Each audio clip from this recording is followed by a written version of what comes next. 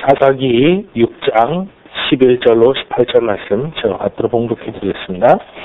여호와의 사자가 아비에셀 사람 요아스에게 속한 요브라에 이르러 상수리 나무 아래에 앉으니라. 마침 요아스의 아들 기드온이 미디안 사람에게 알리지 아니하리하여 밀을 포도주 틀에서 타작하더니 여호와의 사자가 기드온에게 나타나 이르되 큰 용사여 여호와께서 너와 함께 계시도다 하매 기드온이 그에게 대답하되 오 나의 주여 여호와께서 우리와 함께 계시면 어찌하여 이 모든 일이 우리에게 일어났나이까. 또 우리 조상들이 일찍이 우리에게 이르기를 여호와께서 우리를 애굽에서 올라오게 하신 것이 아니냐 한 그 모든 이적이 어디 있나이까. 이제 여호와께서 우리를 버리사 미디안의 손에 우리를 넘겨 주셨나이다 하니 여호와께서 그를 향하여 이르시되 너는 가서 이 너의 힘으로 이스라엘을 미디안의 손에서 구원하라. 내가 너를 보낸 것이 아니냐 하시니라.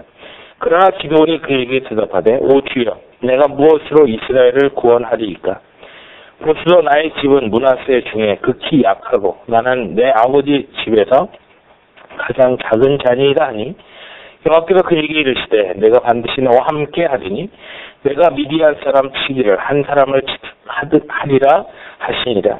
기드온이 그에게 대답하되 만일 내가 주께 은혜를 얻었사오면 나와 말씀하신 이가 주 되시는 표징을 내게 보이소서. 내가 예물을 가지고 다시 주께로 와서 그것을 주 앞에 드리기까지 이곳을 떠나지 마시기를 원하나이다 하니 그가 이르되 내가 너 돌아올 때까지 머무르리라 하니라. 아멘.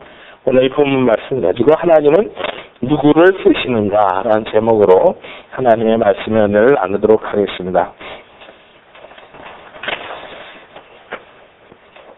우리가 매번 질문을 하는 것 중에 하나가 뭐냐면 하나님은 과연 누구를 쓰시는가. 도대체 하나님은 성경상에서 어떤 사람을 사용하셨을까. 우리가 생각할 때 성경에서 어떤 인물을 썼는가를 잘 생각을 해보면 우리가 살고 있는 이 땅에서 우리들을 향해서도 하나님이 어떤 사람을 쓰시겠다라고 하는 것에 대한 답을 얻을 수 있을 것입니다.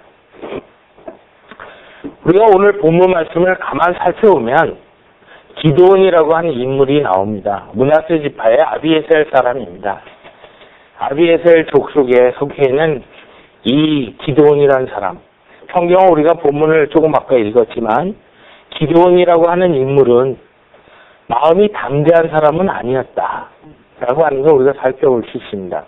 뭐냐면 밀을 포도주 틀에서 타작할 정도로 한편으로는 겁쟁이였다. 뭐 이렇게 얘기할 수 있는 사람입니다. 다시 말하면 표면에 드러나서 어떤 저항 운동을 하는 적극적인 사람은 아니었다라는 것을 우리는 본문을 통해서 확인할 수 있습니다. 또한 두 번째로는 하나님의 사자가 그에게 나타나서 그로 하여금 하나님이 너와 함께 계신다. 큰 용사여 이렇게 부르실 때 그가 세 가지 이야기를 합니다. 근데 그 세 가지 얘기가 전부 다 부정적인 얘기입니다.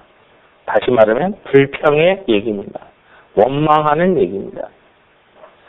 상당히 소극적이고 겁쟁이고 그리고 뭔가 말을 시켰을 때 튀어나오는 세 마디가 하나도 감사하는 말은 없이 불평, 원망하는 말만 하는 사람.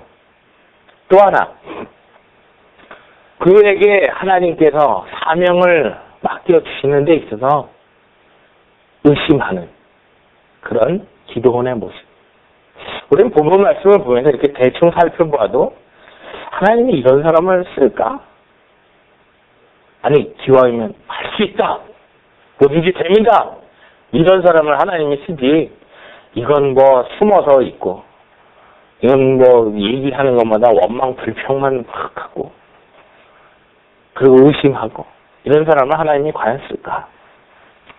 우리가 그런 생각을 합니다. 그런데 우리가 말씀을 통해 보듯이 하나님은 기드온을 사용하셨습니다. 우리가 모세를 보았을 때도 그렇죠. 모세를 네가 이스라엘 백성들을 출애굽하는 지도자로서의 역할을 감당해야 된다 그랬을 때 모세가 첫 마디 했던 게 뭐예요? 나는 말할 줄 모릅니다. 이렇게 표현하는 모습. 그러면 우리가 그렇구나. 그럼 하나님 앞에 쓰임 받으려면 내가 소극적인 사람이 돼야 되겠다. 원망 불평의 사람이 되겠다. 의심의 사람이 돼야 되겠다. 그러면 하나님이 그 사람은 절대 안 쓰십니다. 왜냐? 성경 말씀을 알고 성경 말씀에서 이렇게 하면 쓰임 받겠구나. 지금 얘기는 뭐냐? 하나님이 그런 사람을 바꾸는 재창조의 모습을 통해서 하나님이 사용하시는 그것을 봅니다. 저는 그래서 말씀 노트에다가 그렇게 기록해놨죠. 큰 용사 기도원은 어떤 열등감이 있었습니까?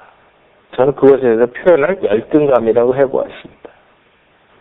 소극적이고 원망 불평하고 의심하고 그런 사람의 모습 속에 우리가 볼 수 있는 건 열등감이라는 요소인데, 과연 열등감, 기도원이 가지고 있었던 세 가지의 열등감이 있었다라고 하는 것입니다. 우리가 하나하나 우리가 좀 같이 살펴보기 원합니다. 11절 말씀 보면 여호와의 사자가 아비에셀 사람 요아스에게 속한 오브라에 이르러 상수리 나무 아래에 앉으니라.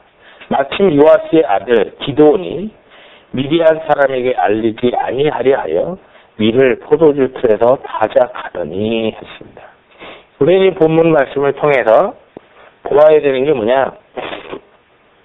그는 뭐에 대한 열등감이 있었느냐 하면 내 힘으로는 무엇을 어떻게 할 수 없다라고 하는 열등감이 있었습니다. 다시 말하면 힘의 열등감이 있었던 존재입니다. 그렇기 때문에 이를 포도주 틀에서 타작했다.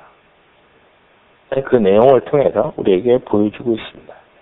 우리가 보통 성경에서 상수리 나무 아래에서 무슨 제사를 드렸다든가 천사를 만났다든가 뭐 이런 내용들이 나오는데, 그 상수리 나무 그러면 우리나라 개념으로 생각하면 이런 거죠. 옛날 뭐 성황당에 고목나무가 있는데 고목나무 앞에서 제사를 드렸다.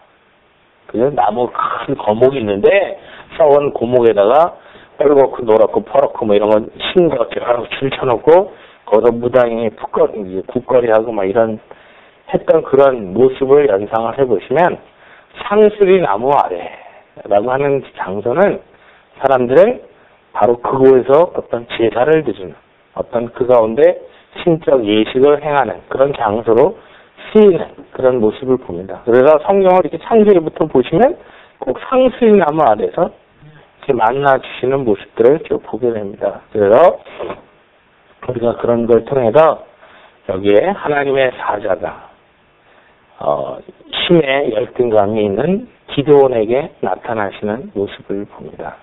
기드온이라는 사람이 어떤 사람이에요? 아버지 이름은 요아스입니다. 그죠? 요아스인데 그가 그 하나님의 그 여호와의 사자를 만났을 때가 언제냐? 바로 추수할 때였다. 타작할 때, 밀을 타작할 때. 그러니까 우리가 성경을 한 구절 보더라도 거기에는 장소가 있고 시간이 있고 대상이 있고 이런 것들을 자세히 보시면, 또한 거기서 보면 거기에 등장하는 인물의 심리 상태가 어떤지까지도 우리가 보게 됩니다. 자, 미디안 사람에게 알리지 아니하려 하여 그랬죠. 우리가 지난주에 살펴본 것처럼 이스라엘 백성들이 타종하려고 하면 씨를 뿌릴 때가 되면 미디안 사람들이 아말렉과 함께 동방의 사람들을 이끌고 가축을 이끌고 쫙 와서 짓밟아 버리니까 희망이 없었다. 그런 얘기를 했죠. 그러니까 그런 부분 가운데 조마조마한 상태에서 숨어서 밀을 치웠습니다. 그리고 이제 마지막 타작을 하는 시간이에요. 그러면 그때 기드온의 심정이 어땠을까요? 전후사방 다 살피면서 혹시라도 미디안의 간첩이 주변에 있지 않을까. 네? 어떤 짓눌려 있는 그런 상태, 힘에 짓눌려 있는 그런 열등감을 가진 기드온의 모습을 우리는 떠올릴 수 있습니다. 왜 그렇죠? 왜 이렇습니까? 우리가 지난주에 살펴본 것처럼 이스라엘 백성들이 하나님의 말씀을 순종하지 아니하고 자기네 뜻대로 살았습니다. 자기들 뜻대로 우상을 섬겼습니다. 그 결과 하나님의 백성들이 이방 사람들에게 힘으로 짓눌려 있는 상태의 모습을 봅니다. 우리가 다윗을 보면 다윗 때는 어떠했습니까? 다윗은 하나님 중심으로 살았어요. 그러다 보니까 어떻게 이방 나라들을 힘으로 압제할 수 있는, 누를 수 있는 권세가 있었습니다. 하나님이 우리에게도 성령이 너에게 임하시면 너희가 뭘 받아요? 권능을 받고, 권능이 뭐예요? 파워죠. 힘입니다. 힘이 있을 때 예루살렘과 온 유대와 사마리아와 땅끝까지 이르러 내 증인이 된다. 그리고 우리에게 뭐라 했어요? 왕 같은 제사장. 그 얘기는 뭐예요? 우리에게 힘이 있다는 얘기입니다. 어떨 때? 하나님과의 관계가 있을 때. 그러나 하나님과의 관계가 떨어졌을 땐 어떻게 돼요? 힘의 열쇠. 힘이 없다라고 합니다. 힘의 열등감에 빠져있는 상태. 우리의 삶을 돌이켜보면 바로 그렇죠. 우리는 과연 하나님 앞에서 어떤가? 우리들 자신도 내가 하나님 앞에서 내가 담대한가? 힘이 있는가? 악한 사단한 대적이 나한테 그래 얼마든지 나 한번 공격해봐. 내가 나사렛 예수 그리스도 이름으로 물리칠 테니까 그런 마음이 없다면 나의 영적인 상태는 기도원의 상태와 똑같은 것입니다. 힘없이 세상 사람 눈치나 보면서 혹시나 이렇게 하면 예수에 미쳤다고 욕하지 않을까? 돌았다는 소리 듣지 않을까? 이런 해서 걱정하는 것처럼 하는 상태. 바로 기도원은 그런 상태에 있었다. 우리가 드라마틱하게 이 기도원의 심리적 상태를 가만 생각하면 정말 숨어서 농사를 져서 이제는 마지막 타작을 해서 그동안 파종해서부터 지금까지 마음 졸이면서 고생했는데 이제 이걸 타작을 해서 좀 배부르게 먹자 라고 하는 비참한 상태에 있는. 옛날에 그 우리나라 어려웠을 때 뭐 보릿고개인가요? 뭐 그런 얘기할 때 뭐라 했어요? 사람들이 배부르고 등 따스우면 뭐 이런 얘기를 어르신들이 많이 하셨다 그러는데 그런 것처럼 바로 기도원의 상태가 그런 힘의 열등감을 가지고 있는 상태, 담대하지 못한 상태, 바로 그런 모습을 가지고 있었다라고 하는 것입니다. 오직하면 밀을 타작하는 데서 하는 게 아니라 포도주 틀에다가 타작을 하는 그런 모습을 통해서 우리에게 보여주는 바가 있습니다. 두 번째는 우리가 12절로 14절 말씀을 보면 이렇게 되어 있습니다. 여호와의 사자가 기드온에게 나타나 이르되 큰 용사여 여호와께서 너와 함께 계시기가 하매 기드온이 그에게 대답하되 오 나의 주여 여호와께서 우리와 함께 계시면 어찌하여 이 모든 일이 우리에게 일어났나이까. 또 우리 조상들이 일찍이 우리에게 이르기를 여호와께서 우리를 애굽에서 올라오게 하신 것이 아니한 그 모든 이적이 어디 있나이까. 이제 여호와께서 우리를 버리사 미디안의 손에 우리를 넘겨주셨나이다 하니 여호와께서 그를 향하여 이르시되 너는 가서 이 너의 힘으로 이스라엘을 미디안의 손에서 구원하라. 내가 너를 보낸 것이 아니냐 하시니라. 우리가 이 12절로 14절 말씀 보면은 제가 미천했죠. 이제 여호와께서 우리를 버리사 미디안의 손에 우리를 넘겨주셨나이다. 지금 무슨 얘기입니까? 불평하는 내용을 보면 이렇습니다. 하나님이 우리와 함께 한다면 왜 우리가 이렇게 힘듭니까? 그게 첫 번째 불평이. 하나님이 우리와 함께 한다면 내가 왜 이렇게 힘든 삶을 살아야 합니까? 두 번째, 하나님이 우리를 출애굽시킬 때 일으켰던 10가지 재앙과 홍해를 가르고 역사했던 그 이적의 하나님의 손길은 도대체 우리의 삶 가운데 지금 뭘 하고 계십니까? 그 다음에 세 번째 불평하는 건 뭐냐? 하나님은 우리 버렸지 않습니까? 그런데 한번 이 기도원이 불평하는 내용을 하나하나 찝어서 얘기를 하면 이렇습니다. 하나님이 우리와 함께 하신다.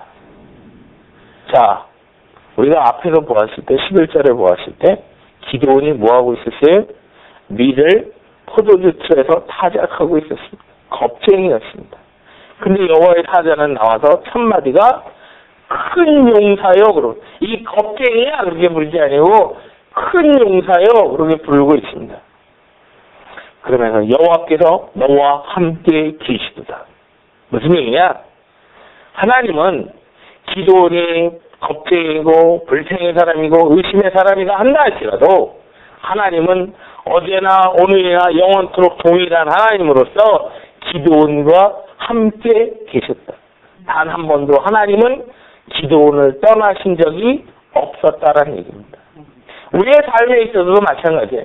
우리는 하나님이 나와 함께 계신다라고 하는 그 사실. 우리가 힘들고 어려울 때 모래바퀴를 걸어갈 때 주님 보십시오. 내가 막상 힘들고 어려울 때 주님은 나와 함께 계신다라는 거. 맨 처음에 갈 때는 두 사람 발자국이 있었는데 막상 힘든 과정할 때는 한 사람 발자국밖에 없지 않았습니다. 나 올라가지 않았습니다. 그래서 주님이 뭐라 그래요? 내가 너를 안고 갔단다. 업고 갔단다. 언제나 주님은 우리와 함께 계십니다. 근데 뭐가 문제냐? 기도원에게 있어서는 주님이 나와 함께 계신다는 경험에 열등감이 있었다라고 합니다. 주님이 나와 계신다는 걸 실제적으로 느끼지 못합니다. 그러니까 불평 나오는 게 뭐냐? 왜 하나님이 우리와 함께 계시는데 왜 우리가 이런 일을 당합니까? 만약 정말 하나님이 버리시면 어떻게 되느냐? 상대도 안 해요. 상대도. 로마서 말씀을 통해서 우리가 보는 건 뭐냐? 버려두사. 그러면 끝난 거예요. 버려두사. 하나님이 무슨 인간적으로 좋아지든 나빠지든 하나님이 그냥 놔둬요. 그냥 내버려둬요. 그러고는 어떻게 해요? 마지막에 들어가는 건 쓰레기통에 들어갑니다. 그게 버려두사. 근데 하나님은 이스라엘을 버리지 않았어요. 기도원을 버리지 않았어요. 하나님은 함께 계십니다. 근데 본인이 그거에 대한 체험이 없었어요. 왜? 무슨 체험이 없었죠? 기도원이 그 앞에서 우리가 살펴보게 되면 뭐냐? 하나님 앞에 평상시 기도하는 사람이 아니었구나. 그걸 우리가 어떻게 알 수 있냐면 기도원이 여호와의 사자가 나타났을 때마다 계속 어떤 표징을 자꾸 구합니다. 표징을 자꾸 구한다는 얘기는 뭐냐? 하나님과 원래 교제가 있었던 사람 같으면 하나님 앞에 하나님 이렇죠? 하나님 이렇게 쭉쭉 가면 되는데 그러지 않는단 말이에요. 그러니까 뭐예요? 자꾸 표징을 구해요. 예수님이 와서 사역을 하실 때도 사람들이 다 표징을 구합니다. 표징을. 뭔가 이적을 나타내면 뭔가 내가 믿을 수 있을 것처럼 그렇게 요구합니다. 그러나 하나님과 원래 관계가 형성되어 있는 사람은 이적이 중요하지 않아요.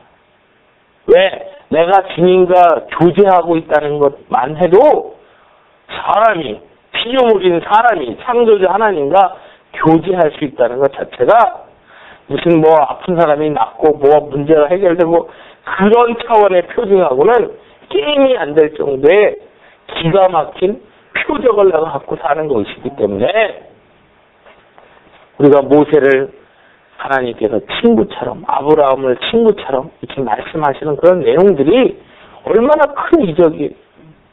바로 그런 사실 속에서 기도는 하나님이 우리와 함께 계신다. 어째서 우리가 이런 일을 경험합니까? 그리고 두 번째 하는 게 우리의 조상들이 출애굽할 때 경험했던 그 많은 이적들 도대체 어디 갔습니까? 하나님은 미디안이 우리를 막 저렇게 공격을 해오는데 근데 우리가 앞에서 살펴볼게요. 하나님이 이스라엘 백성을 미디안의 손에 맡겨준 게 몇 년이에요? 몇 년입니까? 7년이죠. 일자리이죠. 7년이에요. 7년. 그래요? 그러니까 하나님은 뭐냐?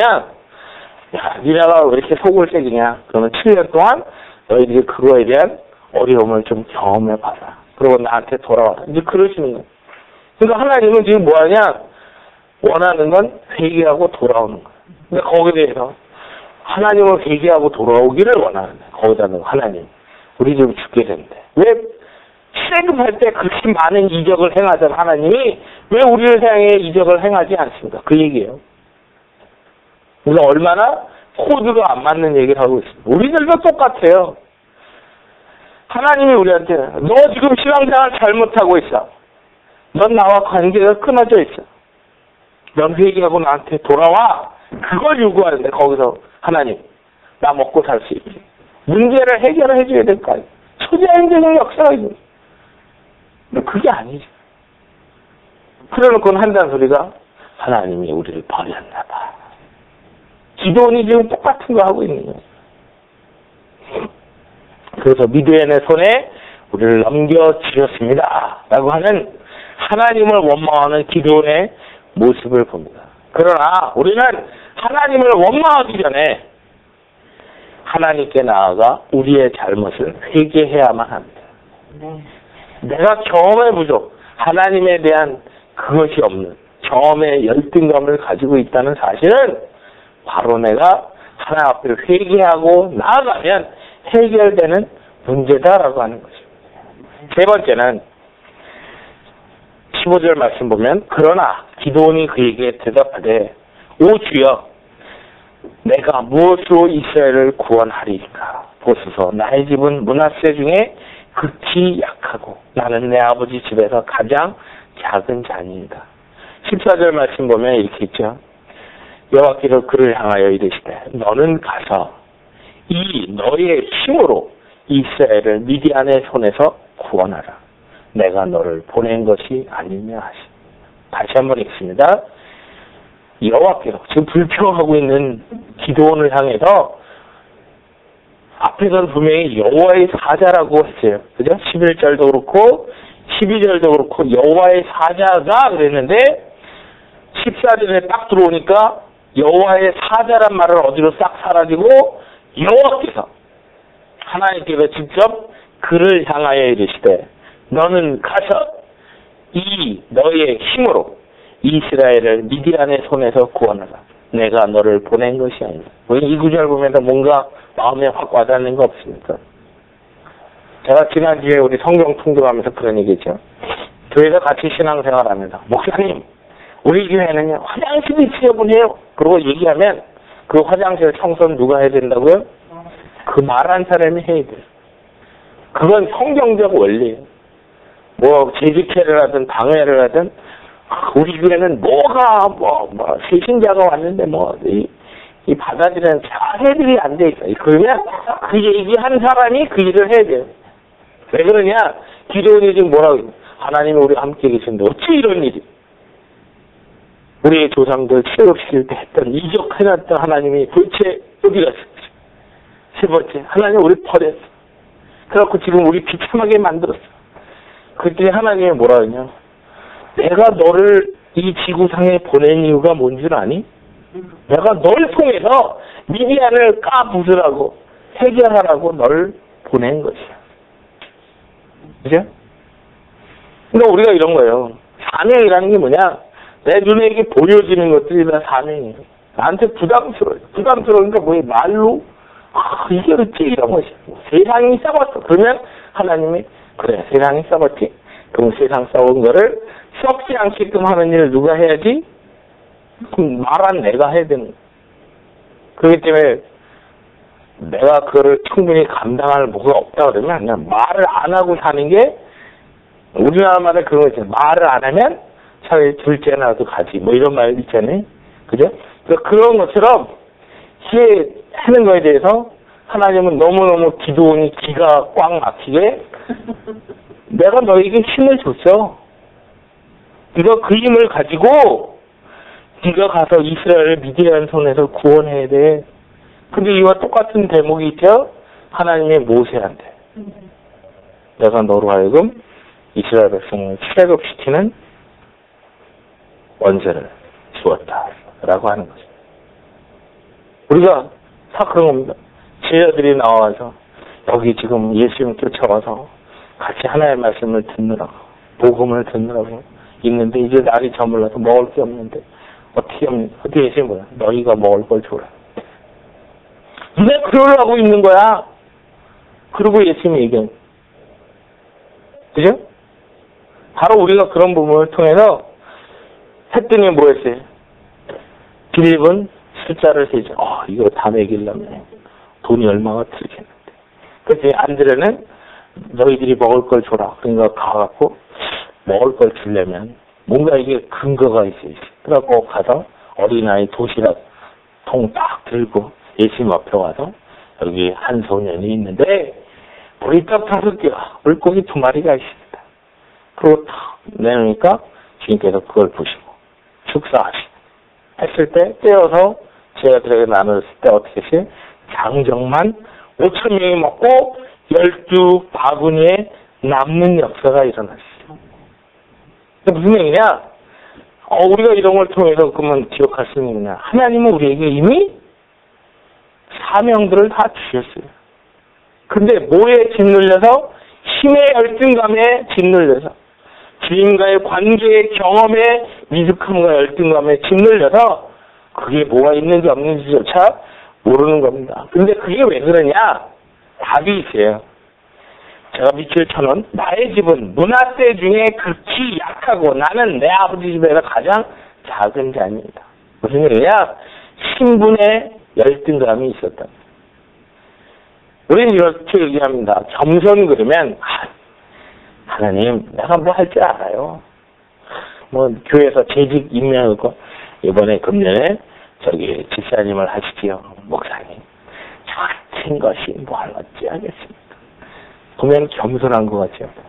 근데 그게 교만이에요. 자, 겸손은 뭔지 알아요? 내게 능력 주시는 줄 알아서 내가 모든 것을 할 수 있는 것. 그게 겸손이에요.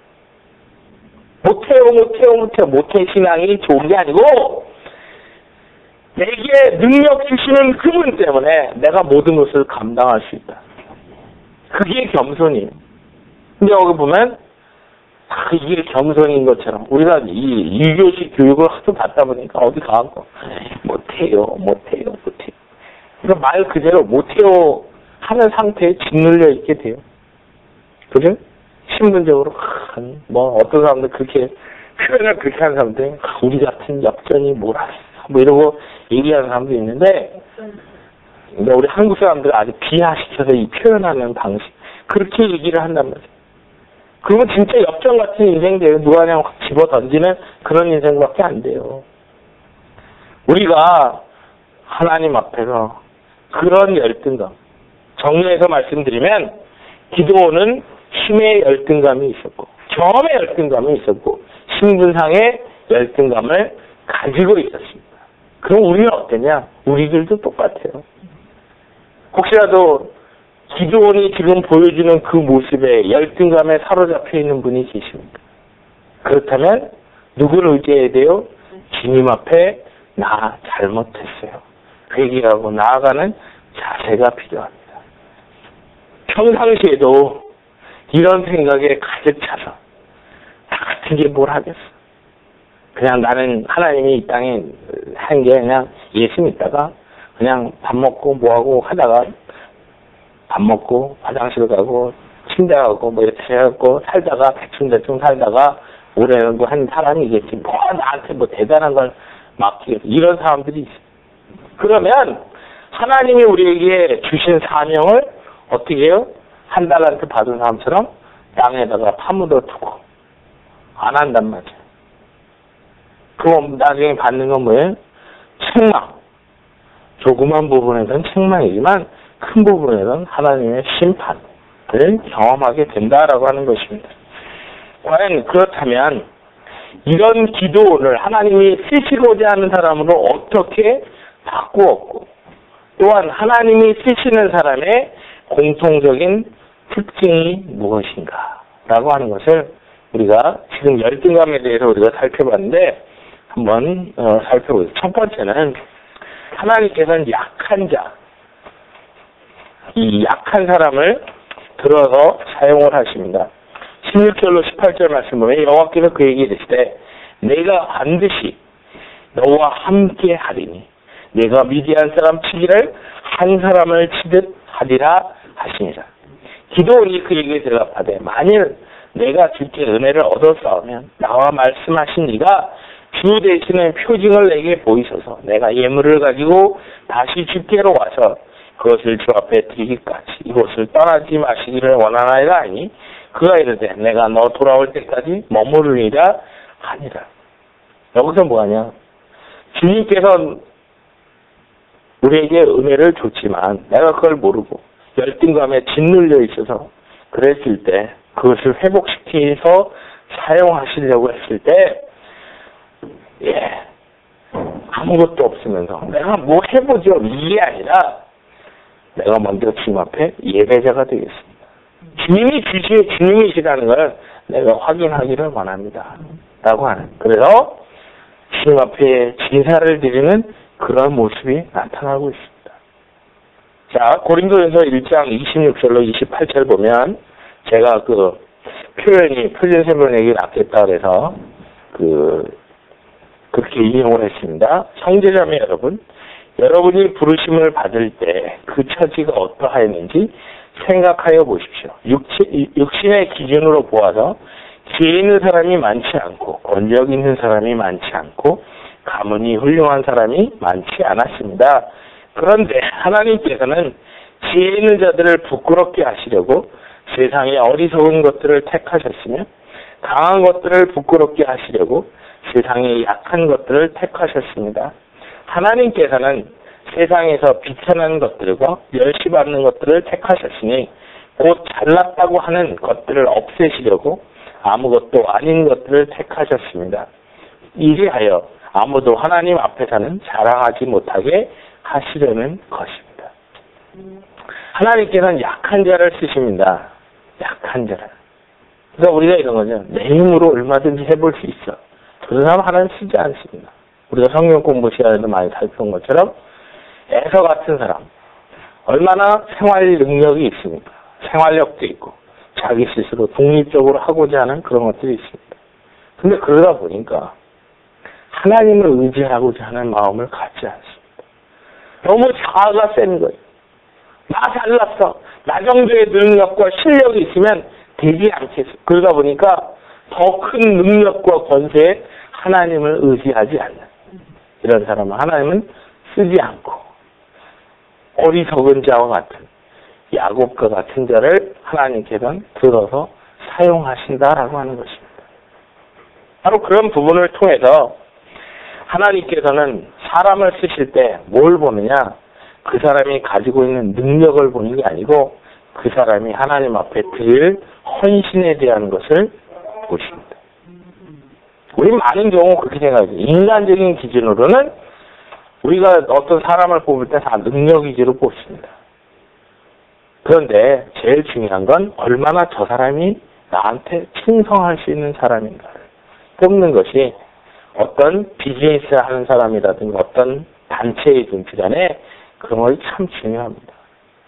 능력만 있고 충성도가 없는 사람은 지 잘난 맛에 막 해서 일을 만듭니다.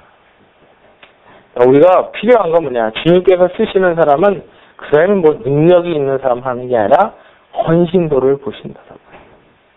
우리가 그 사실을 놓치면 안 됩니다. 왜냐하면 우리가 뭐 능력이 있다 그러면 얼마나 있겠어요. 오죽하면 하나님께서 사도 바울을 사용하시는데 사도 바울이 그런 고백을 하죠.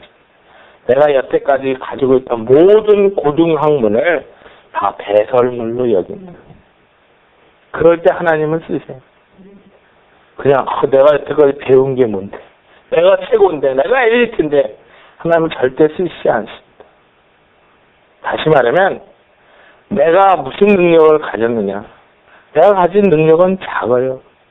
그러나 그 적은 것을 가지고 하나님 앞에 헌신하는 데 있어서 100% 헌신하는 사람이냐가 아니냐가 중요한 것입니다. 우리가 지난번에 보았던 거죠. 그 사람딸 과부 같은 경우 정말 마지막 남아있는 밀가루 한 짐과 그 기름 한 방울 그걸 가지고 엘리야에게 줄 수 있었던 그것은 능력이 아니에요. 헌신이죠.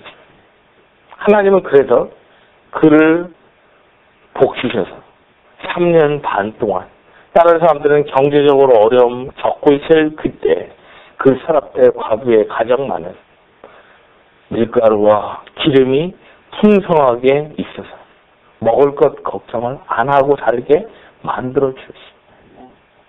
바로 그런 약한 자, 근데 그 약한 자라고 해서 아예 무능한 그걸 얘기하는 게 아니라 하나님 앞에 대한 헌신도가 어떻게 되어 있느냐라고 하는 것을 보신다라고 하는 것입니다.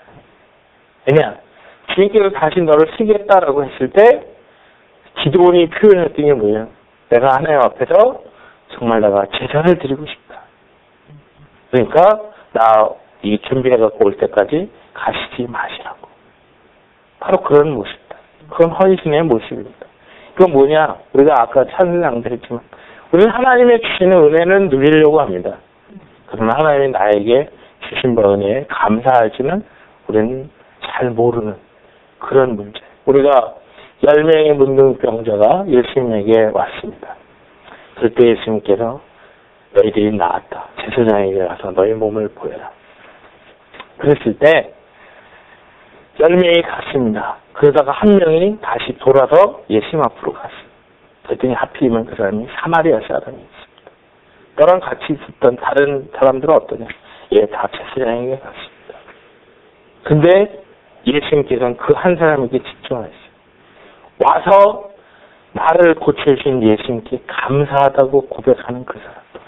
그래서 그의 영혼까지도 구원해 주시는 그 은혜를 그 사람 경험했어요. 근데 우리가 이런 거죠. 하나님 앞에 헌신이라는 건 뭐냐? 내가 하나님 앞에서 주신 바 은혜에 감사의 표현을 할 줄 아는 거예요. 그건 참으로 중요한 것입니다. 인간관계 속에서도 그게 중요한 것과 동시에 하나님께 대해서는 더더욱 그렇습니다. 그래서 하나님이 우리에게 원하는 제사 중에 보면 감사 제사, 화목 제사 이런 부분들이 있는데 바로 하나님 앞에 감사한 거에 대한 표현을 하게끔 하나님은 제사를 통해서 주셨습니다. 그래서 하나님은 우리가 감사하는 사람이 되기를 원하시는, 그래서 헌신이란 말을 다른 말로 한다면 감사라고 표현할 수 있습니다. 두 번째는 사사기 6장 34절에 보면 이제 기드온이 결정적으로 하나님 앞에 쓰임받는 모습에 대해서 기록을 하고 있습니다. 여호와의 영이 기드온에게 임하시니 기드온이 나팔을 불매 아비에셀 사람이 그 뒤를 따라 부름을 받으니라 했습니다. 무슨 얘기냐? 여호와의 영이 기드온에게 임했다라고 하는 얘기는 우리가 옷을 입었다라는 얘기하고 똑같은 단어를 쓰고 있어요. 다시 말하면 성령으로 말미암아 옷을 입었다는 얘기는 무슨 얘기입니까? 내가 성령의 사람으로 산다. 성령이 이끄는 대로 가는 사람이 된다. 그랬을 때 우리가 그 뒤에 19절 이하로 보게 되면 기드온이 정말 하나님 앞에서 자신의 사명을 확인하고 난 다음에 첫 번째로 했던 게 뭐냐? 자기 집에 있는 그 바알 신상을 부수는 역할을 합니다. 그랬을 때 아니 우리가 섬기는 우상을 파괴했다라서 죽이려고 드러난 사람들이 누구냐? 자기의 같은 동족인 아비에셀 사람들이었어요.